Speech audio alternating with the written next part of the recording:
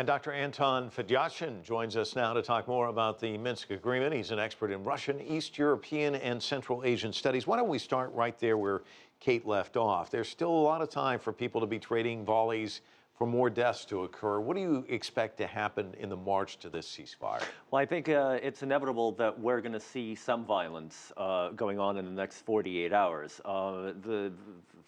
Not everyone is in control of the territories where the fighting has been going on, least of all Kiev, because there are privately owned and privately funded armies operating there. So I think it was actually an intelligent choice to give a 48-hour period for things to begin calming down before the ceasefire takes official effect, so that no one can say with the first shot that will be fired, almost inevitably in the next 48 hours, that everything's been broken and needs to be thrown away.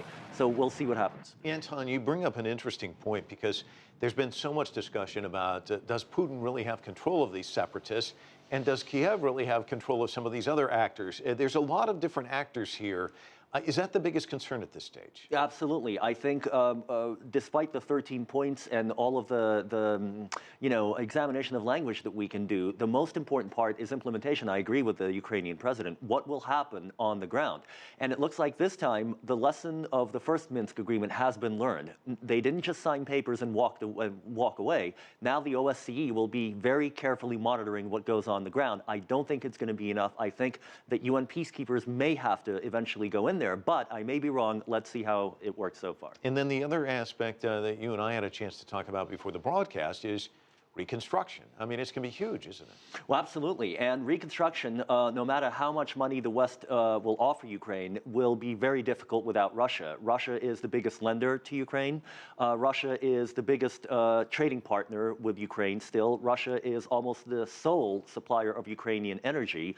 Without the Russians, reconstructing Ukraine is simply inconceivable. And the IMF money is conditional. It has to be approved by the board. The $17.5 billion that is coming right now is only going to help stabilize the situation, not to grow the Ukrainian economy. There is a long road ahead and an economic disaster unfolding on the ground. We were broadcasting last night here from Washington, D.C. It was about 4:30 in the morning in Minsk. They were still going strong. When you watched them emerge from this, it looked like almost everybody had been run over by an 18-wheeler. Who comes away as the real winners and who are the losers at that table? I don't think it's a question of winners and losers. I think it's a question of levels of discontent. And judging by the reactions right after the talks ended, everyone, of course, was tired. President Poroshenko seemed the most exhausted, and he left without really making terribly many statements. He did not look happy. I think the least discontent from these talks is the Russian president, because the Russians so far have lost the least.